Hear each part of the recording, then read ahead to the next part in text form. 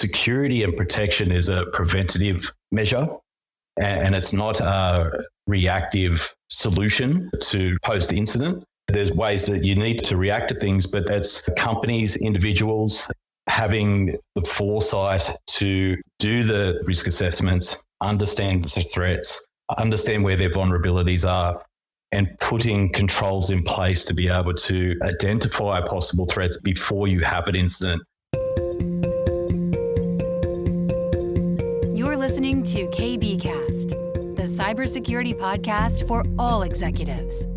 Cutting through the jargon and hype to understand the landscape where risk and technology meet. Now, here's your host, Carissa Breen. Joining me today is Liam Ryan, CEO of GM Risk Group. GM Risk Group is a global risk and threat mitigation firm with their head office based in Sydney, Australia. Other entities include United States of America and the Netherlands. They provide tailored intelligence, security risk, and threat mitigation solutions to clientele both domestic and abroad. Today, we're discussing your recent deployment to the Ukraine and to understand more about your time over there. So Liam, thanks for joining. I know it's been a little bit of time since we've talked about doing this interview, but I'm glad that you're here today because I want to get some answers. Quick caveat as well. I know that certain things you can't talk about because it's classified. So again, I'm happy for you to say that that's classified. But again, it's always my job to push the envelope as much as possible. Sounds good. It's great to finally catch up. So I'm keen to understand, and I want to start with how did you get involved? How did this whole conversation come about?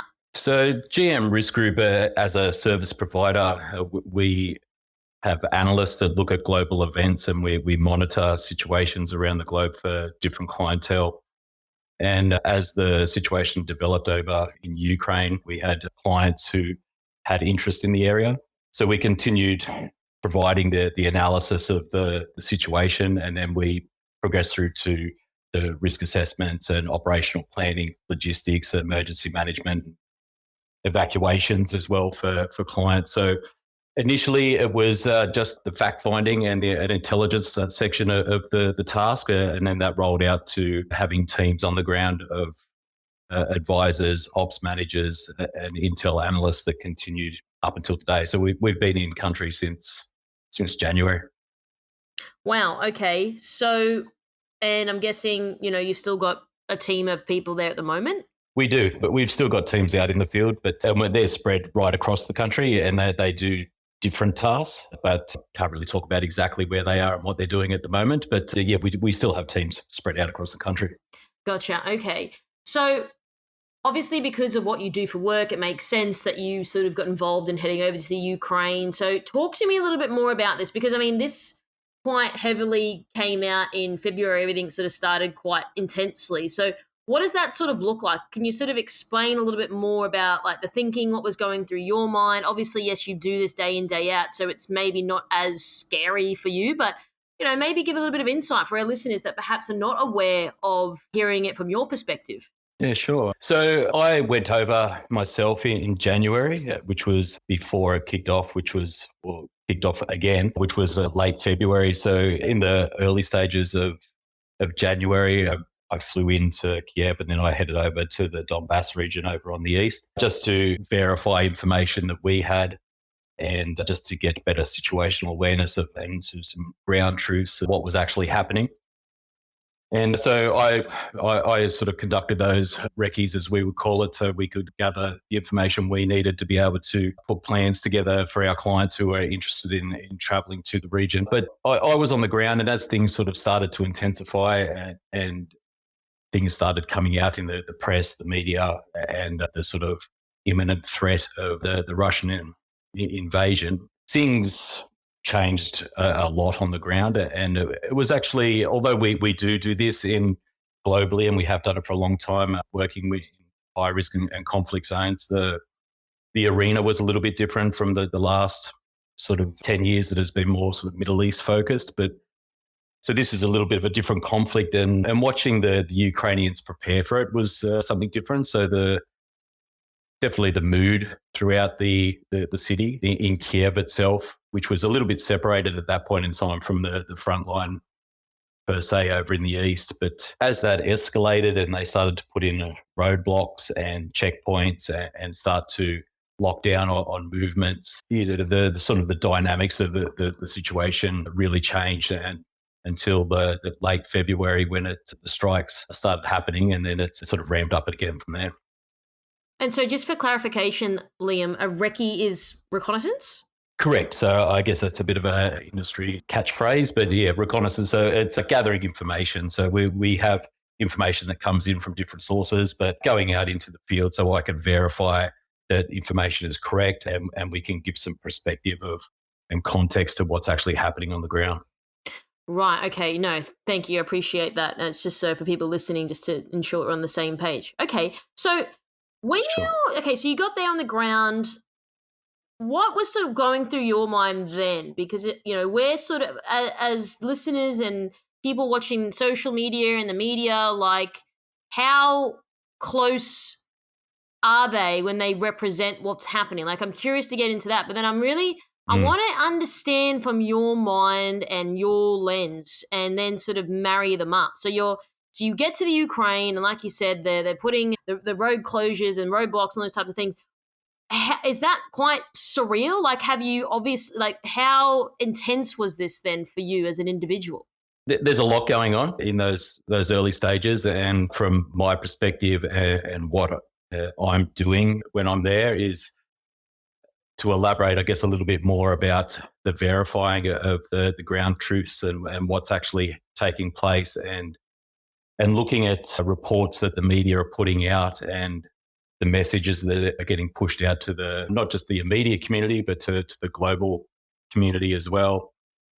But really trying to sort of navigate your way through the amount of information that comes out and give it some context as to how real is it, and is there a narrative behind the information as well. So in order to do that, we look at sources of information and we try to look at it through a non-biased lens for the purpose of trying to see different perspectives and understand motivations from both sides.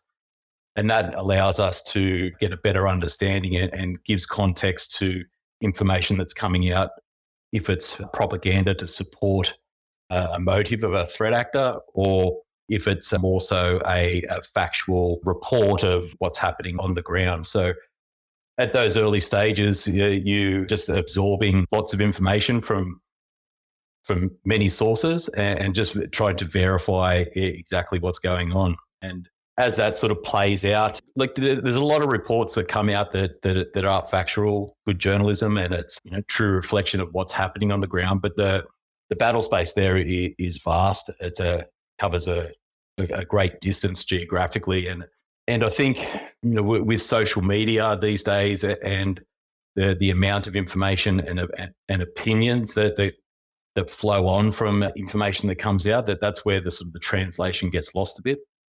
But you have 100% there's propaganda, and that comes from both sides. So the Russians use it, but the West uses it as well to build the morale and support the cause that they're representing. And misinformation is another one that is used as essentially a weapon to cause fear and unrest within communities, and that gets used effectively. But I also think that there's information that comes out and that they are true pieces as such. But if people don't take the time to understand the context, sometimes it can get lost in translation a bit.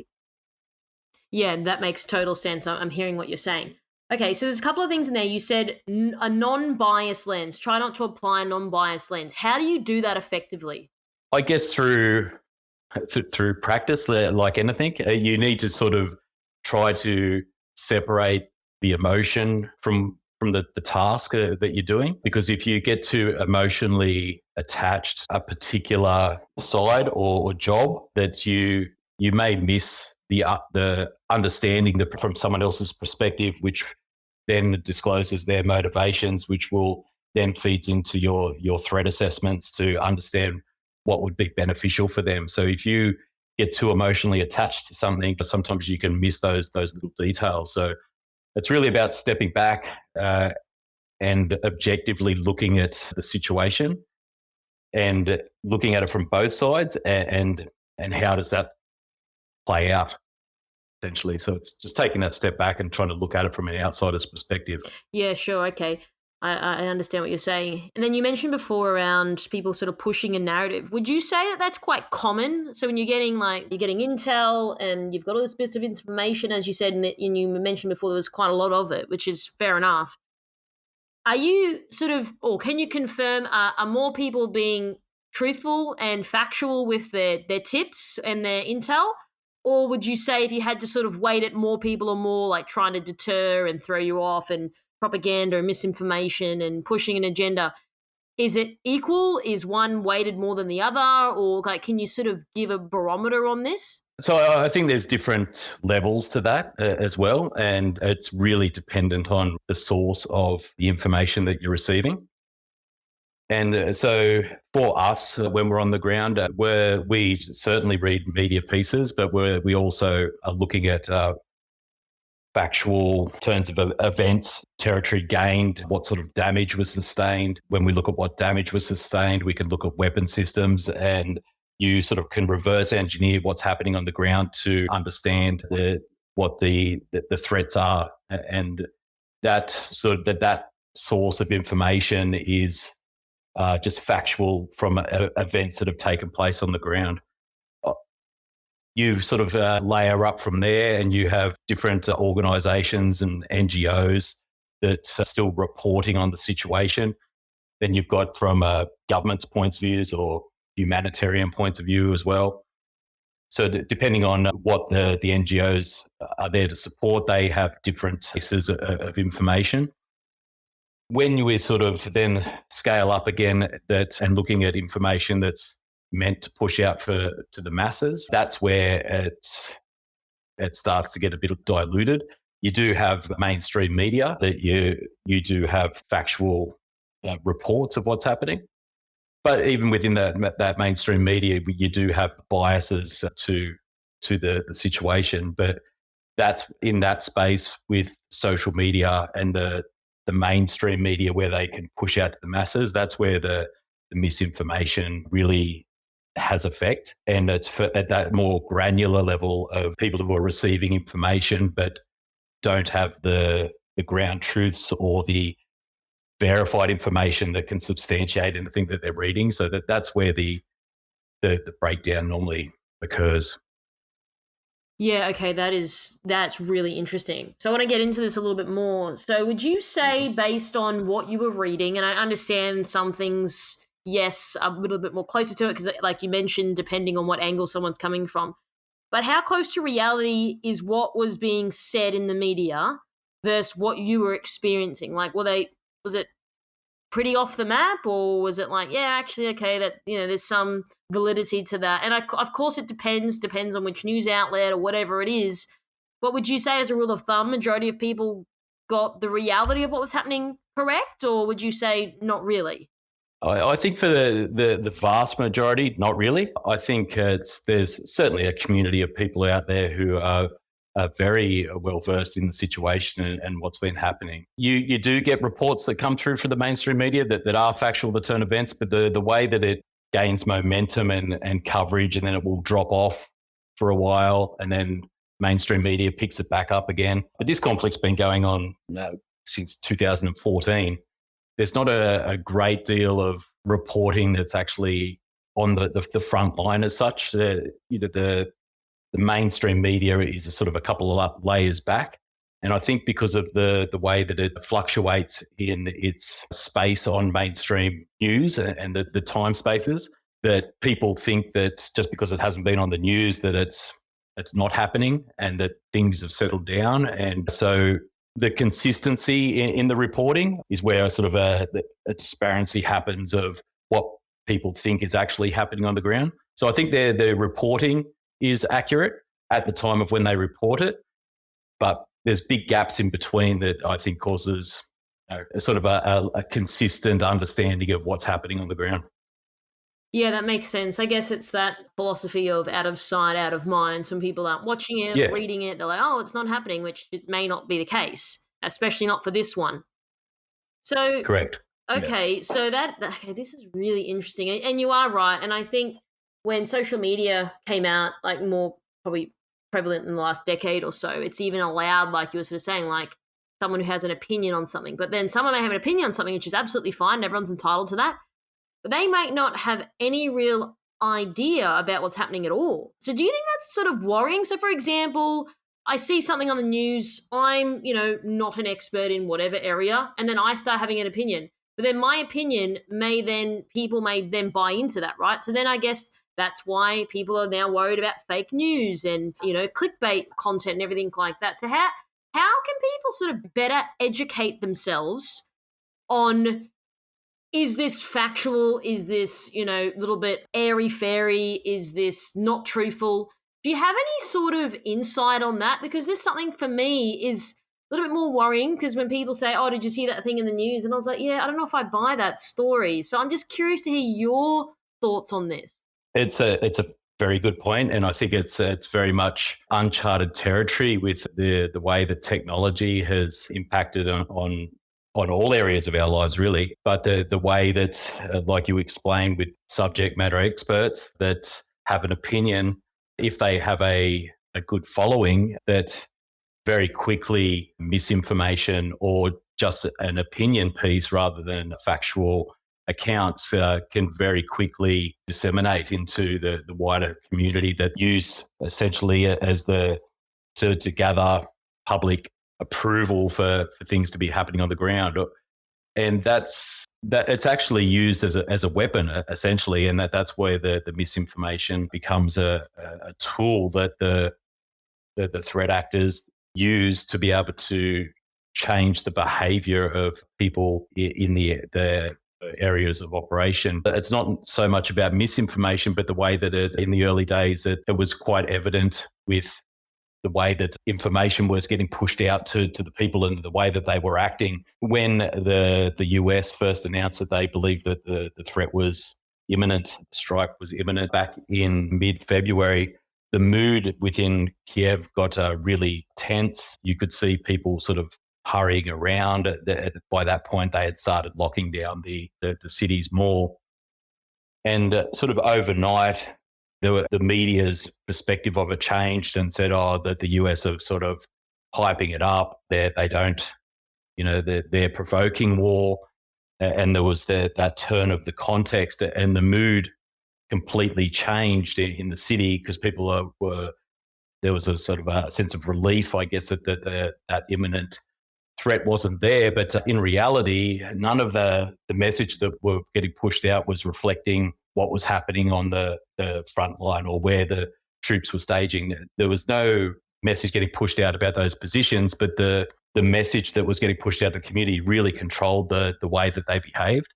And it was quite interesting to see that. I hadn't seen that sort of impact on a large city before. Wow. So what you're saying is what the US media was saying about the Ukraine-Russia situation, obviously they heard about it and then it impacted their reality then in Kiev, and then changed how they were feeling and how they felt about living there and being Ukrainian. Is that sort of what you're saying?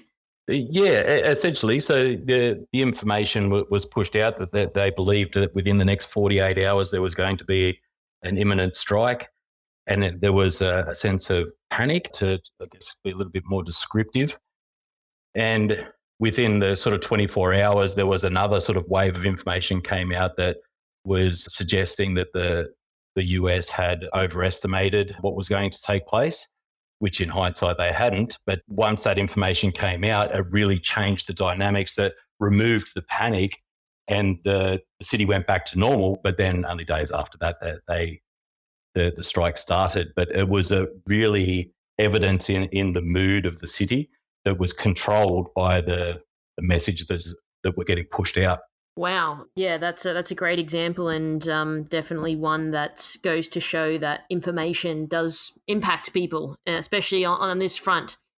So then, Liam, from your recent experience, what are some of the learnings that you can potentially sort of share? And I know that you obviously can't go into too much detail about certain things, so I'm very cognizant of that, and I'm sort of stepping around it. But I'm really curious to hear, like, is there anything you can share with the audience about what you've been, going through these last 6 months, and maybe you can tie that back to like more national security and how that ties back to cybersecurity as well?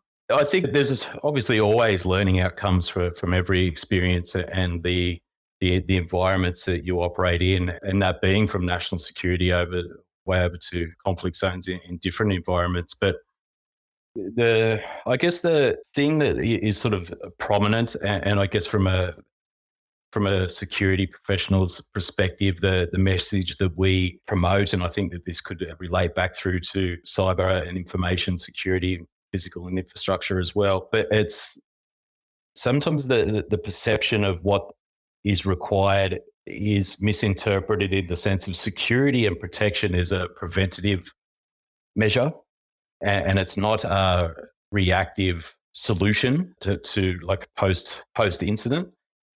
Sure that there's ways that you need to react to things, but it's companies, individuals having the foresight to do the risk assessments, understand the threats, understand where their vulnerabilities are, and putting controls in place to be able to fire possible threats before you have an incident. In the early stages of the conflict, there was a rush for people to get in and help and do what they wanted to do. And when things are rushed and steps get missed, they create vulnerabilities and opportunities for the threat actors to take advantage of that. So it's really just highlights the importance of taking those steps and having those processes and controls in place so that you're not putting yourself or putting clients or civilians and others in a situation that could be avoidable if you were to have those in place. So that's probably it's more of a reinforcement of as opposed to a learning outcome, but something that can translate back through to all areas as well. And do you think sort of what's happened with the whole Ukraine-Russia situation, would you say, and I appreciate if you can't sort of answer this one, but would you say the government is maybe a little bit more heightened? Because I would say if I look at from a cyber lens about the recent breaches that have been happening, I guess it's been a bit of a wake-up call to corporate Australia, but also to the government as well, which are putting in further measures in place. Do you think that's at the same front then on the national security side of things? Yeah, most certainly. And it's, cyber's a very rapidly growing area in all aspects, and cybersecurity being a massive part of national security and of all of our personal information as well. And I think that those recent breaches really support the same message of the importance to be approaching personal, national, global security, a preventative lens rather than having a breach, the way that these latest cyber attacks have, and changing legislation and the penalty for getting it wrong. But that doesn't really change the outcome of the incident of what's already taken place. So it's really important that those steps are taken as a preventative measure, and we're not consistently just reacting to situations. So in theory, I guess what you're saying is absolutely correct, having those preventative measures. But I guess when it comes to the practicality, I think that's where some people fall down. Why? Maybe they don't have the budget, they don't have the resources, they don't have the go-ahead, or they don't have the notoriety to be able to push this. Do you think that this will change, though, over time because of what's happened on the cyber front in Australia with the breaches? Like even people internationally are reporting on Australian cyber breaches quite heavily at the moment. And then if you sort of zoom out into earlier in the year with the Ukraine-Russia situation, so do you think that now over time we may see things change, or do you think it's still going to take some time perhaps to see more people taking these preventative measures? Yeah, I think the reality that there are certain preventative measures that can be put in place. Are we going to be able to do it to a point that we are completely adverse to threats? That's not realistic. But the way that the amount of attention that national security gets is probably not, I don't think, vocalised as much as it should be, especially with other looming threats to Australia's national security with other threat actors in the region. And people have a perception that there's a certain level of security and protection around our personal information and our security. But in reality, that there's a lot of vulnerabilities there that need to be addressed, and I think recent events have highlighted those vulnerabilities. So you mentioned before that national security isn't really addressed, and you're probably right. So I'm curious to know, what can we do as a solution to raise the bar, raise the awareness? Like, what can people start doing on this front from your perspective? So this would be a complete personal opinion. I'm not a national security expert, but the message has to come from the top down with regards to what the government is putting in place, understanding that the government is elected by the people and people's opinion of what needs to be done, and that still flows back down through your budgets as well. But I think sometimes it appears that the head's been buried in the sand from inevitable threats that are on the horizon. If people are naive and just don't want to see the signs of times to come, or the government doesn't push that information out for national security purposes. But so if there's a breakdown in the education of people to understand why these measures need to be put in place, but it's a difficult sort of area to navigate. You don't want to cause panic and push out misinformation yourself, but it's a reality that a lot of people don't see, especially living in Australia. We're geographically blessed. Yeah, you're absolutely right. So there's a company called the Cypher Brief. They're based out of the United States in Washington, D.C., and they cover national security quite heavily. So, and I'm speaking to them about a number of things on the cyber front, and they want to understand what's happening in national security in Australia. And you're right, like there's not that much coverage on it. So would you say, from your opinion, the United States is better at that covering like national security? Because they seem to do a lot more of it. And yes, maybe because they've had more threats than probably Australia has in terms of like 9/11, for example, like they've had to take that, as you said, preventative measure. So do you think that they are doing a better job than Australia at the moment on the awareness front and on the communication around national security? That's a really good question. Geopolitics is a very complicated game.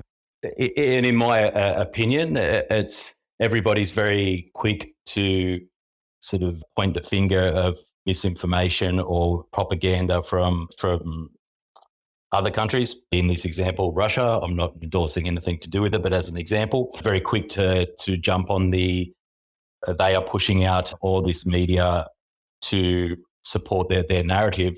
The West is good at pushing out messages through media, and that historically, media has always been used as a tool to gather morale. Are they better at it? Then I guess statistically, yes, they are. But do I believe that there's a motive behind? Do they have an agenda? Sure, they do, and there's always the different perspectives of different cultures and countries and different ways of life, and there's always that conflict of who believes that they've got the best setup. But yeah, they're better at it. Yeah, you're right. So do you think Australia has an agenda? I'm not sure if there is an agenda from malice. We're aligned with the West, and I believe that that's the right place to be. Australia alone is a little country, on the south of the earth that is sort of away from a lot of stuff. So, we need allies like the West. Yeah, that makes a lot of sense. And I'm with you. And I know that was a tough question to answer, so I appreciate that.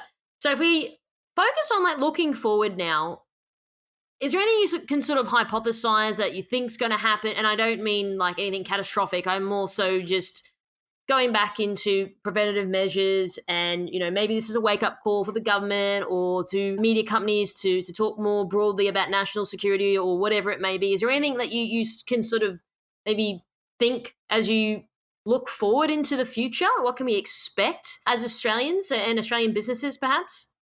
So we provide services for a number of different sectors and a number of different types of companies, and they all have intricacies of what's important to them. And I think as we move forward, that inevitable that the attacks will increase. Say from the cyber perspective, that it's too profitable for the people who are committing these crimes at the moment, and they're able to remain anonymous as such. But so I think that's going to continue to increase as we see these breaches take place. The education will ultimately flow on from those incidents, and hopefully that there can be learning outcomes off the back of those reviews and controls implemented moving forward. But it's hard to sort of predict from my perspective and where I sit on things. I'm very focused on solutions for our clients on the ground, as opposed to sort of government strategy. But the message that the governments would then flow on to media, to the general public, is also heavily supported by what's going to get them votes as well. So it's a little bit murky as to what some governments' motivations are at the time, and if it's a short-term 4-year sort of outlook, or if they're looking longer term. But it's probably a little bit out of my depth to be talking about government strategy. Yeah, no, I appreciate that. I think, again, I'm just always curious and always trying to push the envelope. So Sure. definitely appreciate your time, Liam. And like I said, I know that you couldn't go into too much detail specifically around the Ukraine-Russia situation. But again, I wanted to just bring you on, understand where your mind was at with what's happening, and really bring light to, maybe some of the misinformation that does get disseminated there, and what people can sort of look for and what we can expect moving forward. So I just want to thank you personally for your time and your insights. And I think that, you've given me a couple of things to think about as well as our audience. So thanks very much for coming on the show, Liam. Oh, it's great to talk. Thanks for having me. Thanks for tuning in. We hope that you found today's episode useful and you took away a few key points.